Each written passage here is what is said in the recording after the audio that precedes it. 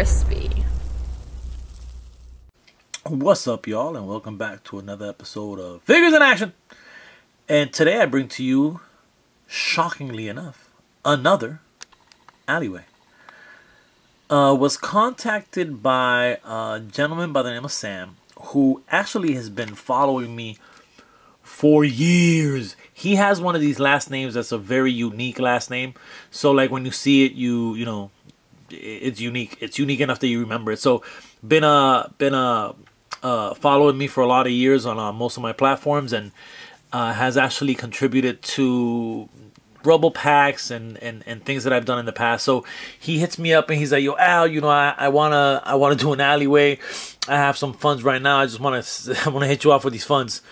So let me get your PayPal address so I can send you this and you can work on this, because I know that if I don't do this now, I'll never do it." So I asked him what he wanted. He told me he was interested in an Alleyway. So, but was like, you know, he's an artist himself, so he's like, "Yeah, I just want to give you free reign. And anytime you give me free reign, I'm gonna do something that I do for me." And so this is what happened here. So let's go over all the details here real quick, as there is a lot of things to kind of go over. So first and foremost, it is 18 inches across, 19 if you include this wall, and it is 12 inches deep. But because this little piece hangs out a little more, we're looking at about 7.5 inches here, and then 12 inches behind bullseye there at the wooden fence. So again, you know, a lot of times what I try to do with these alleyways is I try to incorporate different, I don't know, I guess the best way to put it is different, I don't know, I like to just create different angles so that you have a lot of different options for action figure photography, if that's what you wanted to do. But if you just wanted to display, you can do that as well. Most people that I deal with, you know, for the most part, most people I deal with do action figure photography. So this was with that in mind. So when I started creating this dio, I actually told him, I was like, "How about some, you know, Alleyway?" I mean, he might even mention Alleyway. I think he said Alleyway and just do what you want. And so when I got to it, I was like, all right, so what can we do here that'll be a little unique? I remember many years ago I had created something similar to this, like the setup, but except the fence was here instead of in the back. And that was a door, there was a window up there. So it was a similar setup in terms of the structure itself, but a different look. But I did like that look. So I said, you know, let me, I haven't done something like this in a while. I had actually created something kind of similar, but reversed, for a con in Mexico, where I was asked to create a dial and actually ended up selling in Mexico, which is great. So I have a couple of dials living in Mexico right now. So anyway, I said, all right, cool, let's do this. So one of the first things that I wanted to ensure was that, you know, I think he mentioned the light above the door. So I wanted to make sure that we would display that, or make sure we had a dial where that can be used. And then I you know, anytime I can work with that corrugated cardboard, I always enjoy doing those kind of roll down windows, and I enjoy graffiti. The only thing he wanted was that GZ, which stands for Game Zuckers. It's him and his buddy have a YouTube channel, so he wanted that logo incorporated. So I had to make sure I had that. So let's discuss everything we have here. So first and foremost, this is sewing mesh. But this plate here can actually, I didn't glue it down. It's just kind of installed there. So Sam can actually take off this grill and it'll just be glass. It's action figure packaging. But so he can, you know, he can have a different look if he wanted that. The same thing, let me take these rulers out. And let me take my boy Bullseye out as well. And then also there's a window here. And that window, I didn't glue the mesh, so he can actually pop that out as well. It's kind of just sits there. It's, you know, sewing mesh is so light that you don't necessarily have to always glue that stuff down. I mean, if you can get it to sit in a place, and it can be removed, so you can just pop it out, and he can do some other type of scenes where maybe somebody's busted out the window, what have you. One of the reasons I wanted to put that window there, so it will light that wall, which I think would be a really cool look if lit correctly. So that's used the same thing here for this vent. On the other side of the vent, it's just nothing. It's just empty, so you can light that up. And let me turn this light off for a second so you guys have an idea of what it looks like when it's just lit by the backlight. You know, so it just gives you options of creating different type of scenes and what have you. So because this sticks out a little more, I originally, to be honest, I wasn't planning to kind of do anything up here. I guess I was just going to put some painted foam board, but then Sam was like, oh, are you going to do like a little balcony type of situation? I was like, ah, what the hell. So what this is this is just a piece of foam here. But what I did is I placed just Elmer's glue all across it, or tacky glue.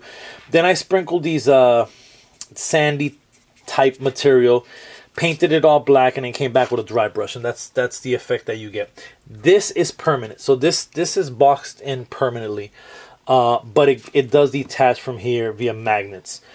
So definitely happy I did that, especially because Sam had mentioned it, because now if he did want to use it for display, he has an option of displaying figures up there as well as down here. This light here, you know what, I had posted a picture and then I said I'd let people know where I got the light from, and let me see if I can find it. I should have been prepared. Aha, got it. So that light right there is this. Someone contacted me, man, I forgot his name. Guys, sometimes I speak to so many people sometimes that it's hard to remember everybody's name, so I apologize in advance. But he had hit me up and he was like, yo, those little lights that you use, there's a spot around me that has them. You interested? They ended up costing a little more than what I wanted to pay for them, but ultimately it was fine. And so the company is Daiso, and it's a spot and book light, and I think it's an import type of thing because clearly it is not in English. It says how to use, and then okay, it says remove insulating sheet before. So it gives you instructions on how to replace the batteries. That can be detached from the base. Yeah, so this here is that. It's just, this is the black one, that's the silver one. And what I liked about this light as well, let me turn this light off again. It wasn't LED, it was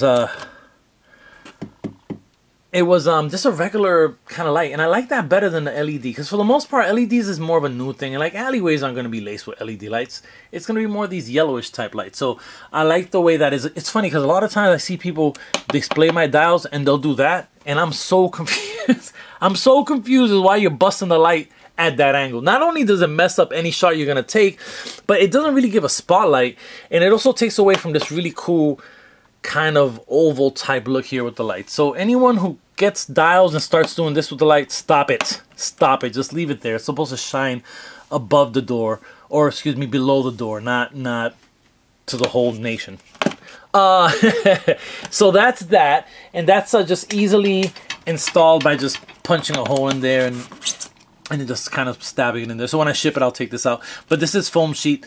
This is the do-it-yourself straw. I actually just found this package in my stuff today. So this is, or build a straw, do-it-yourself straw. But this is what I use for this and that, and the piping around the corner. So that's that. And then this is just a piece of foam board. These are just the signs that I usually use, which is just printed on paper, but then I peel some aluminum tape, put it on there and cut it out, which again gives it that effect of being able to kind of bust out a little corner just because it's metal, so you can kind of put it right back into place. Did the, for the most part, this type of look anyway. I tried to not put all the grout. I just tried to kind of put it in here and there. I think it's a better look. So I was able to do that. What else? This door is actually, man, I wish I can display. So what it is that this is two pieces of skinny foam, right? So this is glued onto a larger, so think about just a larger piece glued on and then installed. So the good thing is that there's only hot glue here and here. So if Sam wanted to remove the door, he could. He won't damage the door. He won't do any damage to the dial. And now he has it so that people can go in and out. So that's another kind of feature that I'll leave here and there.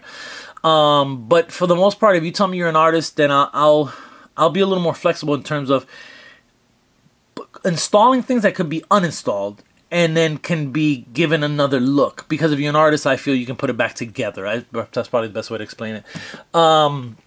So yeah, so you can absolutely take this door out. This is, I've shown these little doorknobs that I use forever now. Decided to do this, like where the door's up a little higher And then I just installed this piece of foam here that's permanent. It won't go anywhere. So you get a little bit of a, you know, a couple stairs there. Thought it might give it a nice look. And then I used and this is just foam as well. This is balsa basswood. And then I used acrylic or paint markers rather to do most of the graffiti. Some of these are Sharpies, but for the most part it's paint markers.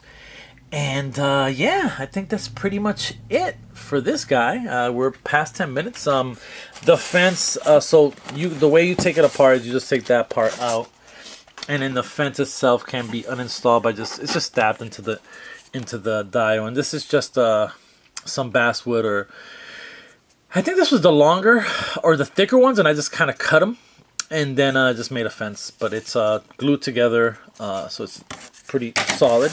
And then, like I had showed that window before, and again, you can pop that mesh out and put it back in and shine some light out of there.